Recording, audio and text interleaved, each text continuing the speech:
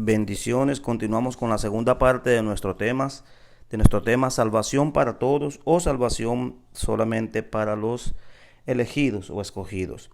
En el video anterior nosotros estuvimos conversando un poco sobre la serpiente de bronce y cómo esto es un tipo del sacrificio de Cristo y cómo ese sacrificio y el proyecto del Señor era abarcar a toda la humanidad, ¿ok?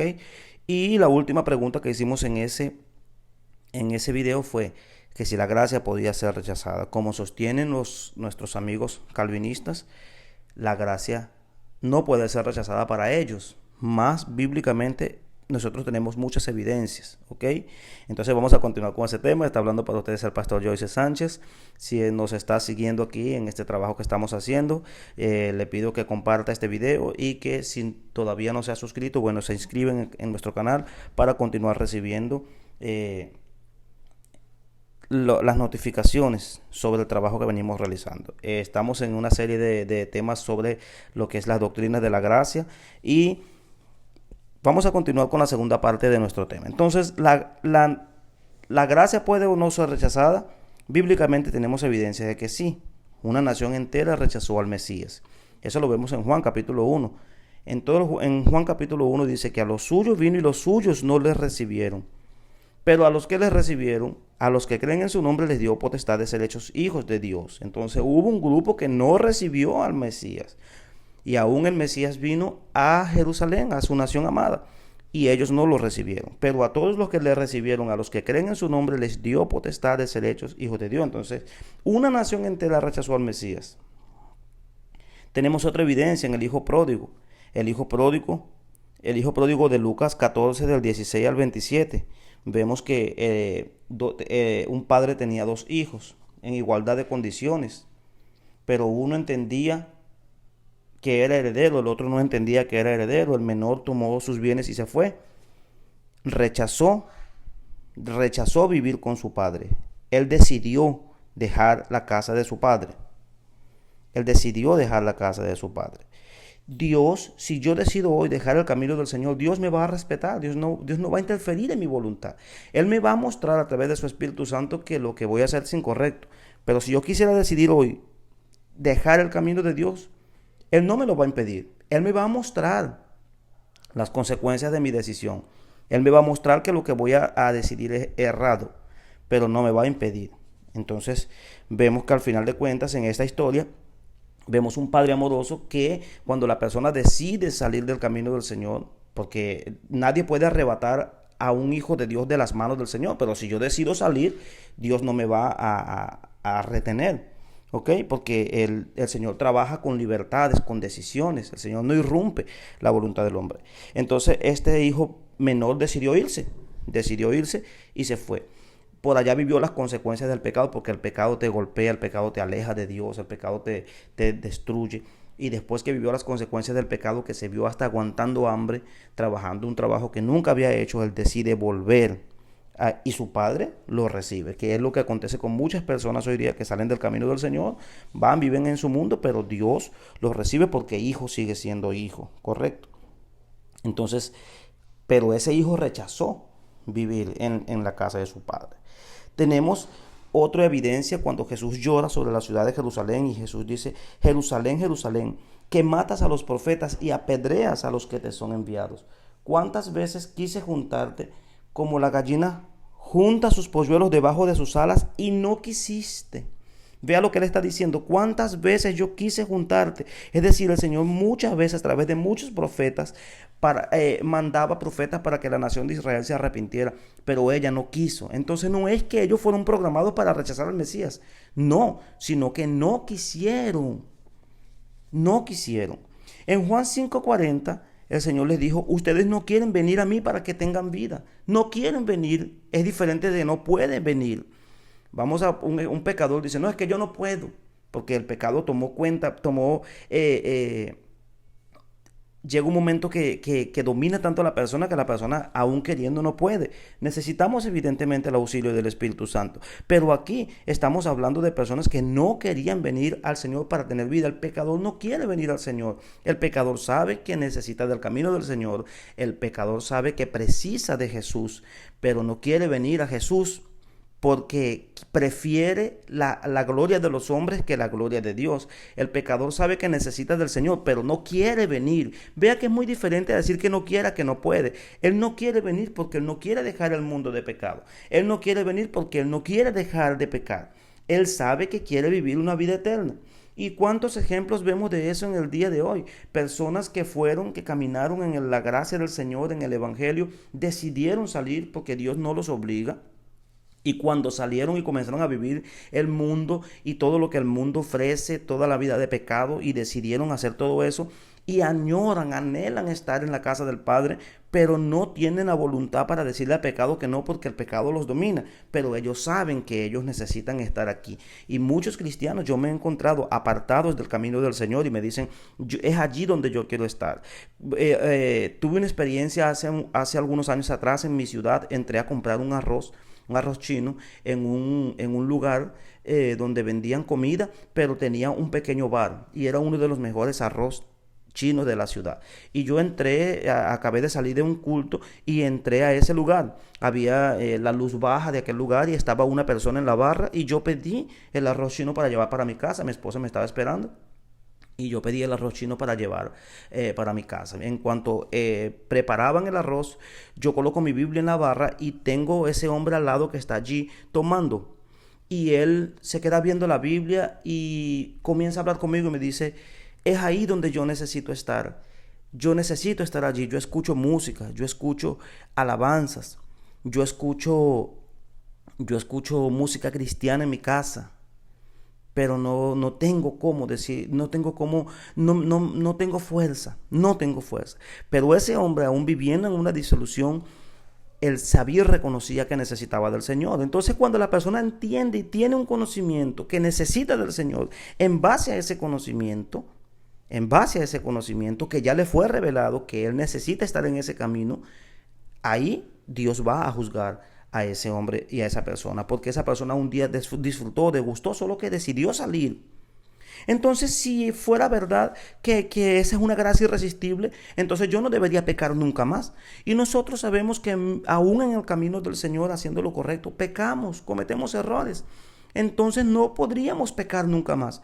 Pero pecamos, ¿por qué? Porque tenemos una voluntad. Cuando aún estando en el camino del Señor, porque no hay hombre que haga el bien y nunca peque, y pecamos, erramos el blanco, cometemos alguna infracción a los mandamientos del Señor, nosotros estamos entonces desobedeciendo al Eterno. Y desobedecemos, ¿por qué? Porque tenemos una voluntad. Entonces esto no es un asunto de que nosotros estamos siendo salvos porque Dios nos salvó obligatoriamente, arbitrariamente. No, Señor. Nosotros podemos decidir. Y en Juan capítulo 3, que es el texto que hemos tomado como referencia, explica que el hombre es condenado porque rechaza la gracia del Señor. Y entonces en eso se basa el juicio del Señor, en que el hombre podía seguir el camino, escoger el camino del Señor, y aún así no quiso servir a Dios. Y eso lo dice Juan capítulo 3, versículo 18. Y esta es la condenación, que la luz vino al mundo, pero los hombres amaron más las tinieblas que la luz porque sus obras eran malas. Es decir, conocieron la luz, pero no quisieron andar en la luz. Mas el que en él cree no es condenado, pero el que no cree ya ha sido condenado. Es decir, el hombre camina con una condenación sobre sus hombros. Y cuando él oye el evangelio de la gracia, cuando él es resucitado, cuando a través del oír, porque el oír, la fe viene por el oír y el oír por la palabra de Dios, sus oídos son abiertos al evangelio, escucha la voz de Dios. Dios muestra a través del Espíritu Santo que él puede decidir con un libre albedrío asistido por la gracia del Señor, auxiliado por el Espíritu Santo, y él ya entiende, entonces ahora ya tiene una noción de quién es él, se le revela de que está en una condición de pecado. Él, cuando escucha la voz de Dios, se le revela que realmente él está mal, que está sucio. Entonces él automáticamente corre a los pies del Señor o sencillamente decide vivir en sus disoluciones de pecado. Basado en eso, allí nosotros vemos el juicio de Dios, porque la condenación es esa, que la luz vino a ese hombre, a ese ser humano, le fue revelado, entendió que él necesita el evangelio, pero no quiere dejar una vida de pecado. ¿Ok? Entonces, señores, la gracia puede ser rechazada. Y en Romanos 1, que lo hablamos en el video anterior a este, dice que los hombres conocieron a Dios, pero no tomaron en cuenta a Dios. Y como no tomaron en cuenta a Dios, el Señor los entregó a una mente reprobada. Es decir, el Señor los deja a expensas de su pecado. Entonces, mis amados, la gracia puede ser rechazada, sí. El ser humano es quien decide. El ser humano es quien decide. Decide si sirve o no sirve a Dios. Pero Dios lo llama. Dios lo llama. Llama a todos. Llama a todos para que todos puedan venir al camino del Señor. La gracia es abarcante, la gracia es superior al pecado. El Señor llama a todos. Eso de que el Señor murió por un grupo de personas, eso atenta contra el carácter del Señor. Si bien nosotros vemos que la soberanía del Señor, el Señor puede salvar a alguien soberanamente. Eso no le quita a Dios, no deja a Dios siendo injusto. Pero la oferta de salvación es para todos. Ahora, estaríamos enfrente de un Dios hipócrita si Dios llama a una persona, pero Dios ya lo preparó en el pasado para que se perdiera y aún así lo llama, sabiendo que él no va a responder al llamado del Señor y aún así lo condena. Señores, esto es dolo, esto es maldad. Y Dios, no hay maldad en Dios, no hay tinieblas en Él. Ahora vemos un Dios transparente. Es como si yo tuviera dos hijos. Los dos tienen la misma edad, los dos están en el mismo curso, pero yo le dedico más tiempo a uno de mis hijos, pero no le dedico tiempo al otro, no le doy oportunidad al otro. Y cuando a aquel hijo que yo le dedico más tiempo le coloco las cosas más fáciles, al final lo premio y al otro lo condeno, siendo que yo fui quien impedí que el otro hijo alcanzara sus competencias. Amados, el Señor nos ama a todos por igual. Entonces la oferta del Evangelio es por igual. El llamado del Evangelio es universal. El Señor no hace un llamado solo para los que van a ser salvos. El Señor hace un llamado para todos. Porque haciendo un llamado para todos, Dios tiene como decirle al hombre: yo te llamé y tú no viniste. Yo te llamé y tú no viniste. Y en el libro de Mateo encontramos una parábola de la fiesta de bodas, donde el Señor los convida a todos. Pero hay unos que no vienen y comienzan a colocar excusas, comienzan a decir: mira, discúlpame porque yo me casé, yo compré una yunta de bueyes y tengo que ir a hacerlo allá. Entonces el hombre tiene la oportunidad de ser salvo, pero coloca excusas delante del Señor para no venir al Señor. Pero nosotros vemos a lo largo de toda la Biblia un Señor llamándolos a todos los sedientos, llama a todos los que tienen hambre, a todos los cansados, a todos los pecadores. Y todo aquel que en Él cree no se pierde. Todo aquel que en Él cree puede recibir la salvación. La salvación es un regalo del Señor. Así como el pecado afectó al ser humano, la gracia sobreabundó para salvar a toda la raza humana. Entonces el Señor murió por todos. Aun cuando el calvinismo entiende que ese todos es todos los escogidos, porque si no estuviéramos hablando de que el llamado del Señor es un llamado que es frustrado, pero nada de lo de Dios puede ser frustrado. Dios quiere que todos los hombres sean salvos. Él no le gusta cuando el impío se pierde. Aunque Él tiene que hacer justicia, el Señor tiene que hacer justicia cuando un pecador peca, pero el Señor no disfruta eso. El Señor no disfruta condenar al injusto, porque en Jeremías 33 lo dice: yo no disfruto cuando el pecador es condenado. Es algo difícil para Dios, pero el hombre decide. Entonces ya Dios hizo todo lo que era necesario hacer para que el hombre fuera salvo. Ya la decisión es del ser humano. Entonces el Señor murió por todos. El Señor no murió por un grupo específico de personas escogidas que Él ya escogió en la eternidad arbitrariamente. El Señor es un Dios de libertades. En una relación de amor, yo no puedo decir que tengo amor por mi esposa si ella solo se pone la ropa que yo le diga, si ella solo se come la comida que yo le doy, si ella solo habla lo que yo digo que ella hable, si ella solo piensa lo que yo digo que ella piensa. No, hay libertad. Por eso en uno de los temas donde hablamos del libre albedrío, dijimos que sin libre albedrío no hubiera esa voluntariedad. Dios no tendría verdaderos adoradores. Entonces nosotros vemos que Dios tiene una relación con el pecador de libertades. Amados, el llamado de Dios es universal, es para todos los seres humanos. Y eso solamente aumenta la responsabilidad del hombre respecto al pecado y pone en claro la justicia de Dios. Yo no creo que la justicia de Dios se vea empañada por un pensamiento humano de que es injusto que Dios hubiera escogido a unos sí y a otros no. El Señor los llama a todos. Y en su soberanía Él puede escoger a alguien específicamente para un llamado. Lo escogió y lo llamó porque Él es soberano. Pero eso no quiere decir que Dios predestine dos personas, que predestine unos para salvación y otros para condenación. Que es uno de los temas que vamos a tratar más adelante. La doble predestinación del nuevo calvinismo. La doble predestinación del nuevo calvinismo. Porque aunque el Señor conoce todo, yo no creo que Dios haya escogido ya personas para que sean perdidas. ¿Okay? Eso deja a Dios como siendo un Dios injusto y no permite que la justicia de Dios se revele. ¿Por qué? Porque es como una justicia a ciegas. Ahora el Señor escoge porque el Señor llama, el hombre reacciona, el Señor llama, vea cómo acontece el llamado. Y eso podemos ver en Efesios. Vamos a ir a Efesios en el capítulo 1 para que veamos cómo el Señor llama y cómo acontece el proceso de salvación, y con esto estamos terminando.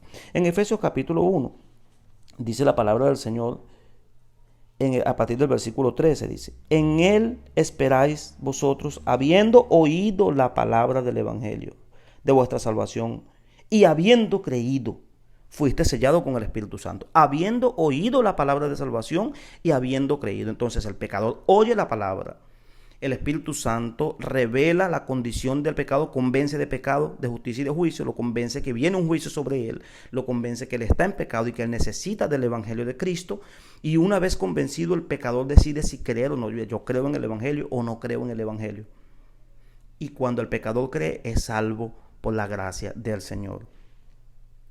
Pero en ese momento que el Espíritu Santo lo convenció, ahí el pecador es libre para decidir. En ese justo momento tiene un albedrío intacto para decidir, porque es la asistencia del Espíritu Santo que le muestra la condición de pecado. Pero el hombre necesita creer. Dios puede hacer todo por el hombre, pero Dios no puede creer por el hombre, porque si no, esto fuera una pantomima, una obra de teatro. El hombre necesita creer, necesita manifestar la voluntad, confesar, creer en el corazón y confesar con su boca.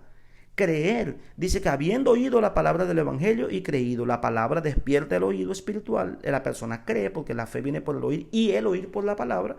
Y entonces la persona decide si creer o no. Dios no puede crear personas para su propia autogloria.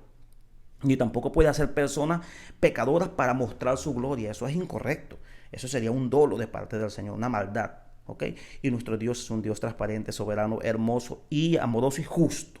Y en su justicia todos oyen y todos tuvieron la oportunidad, y en base a toda esa oportunidad que todos tuvieron de escoger uno el camino de salvación, Él aplica su juicio. Mis amados, que la gracia y la paz del Señor esté con todos ustedes. Los comentarios quedarán abiertos y estamos por aquí con todos ustedes para responder cualquier pregunta. Comparta este video con otras personas y que la gracia del Señor nos acompañe de día en día. Estaremos en el próximo tema, la doble predestinación del nuevo calvinismo, que vamos a conversar un poco de eso más adelante. Muchas bendiciones para todos, gracia y paz. Quien habló para ustedes, el pastor Joyce Sánchez. Que la paz del Señor esté con todos.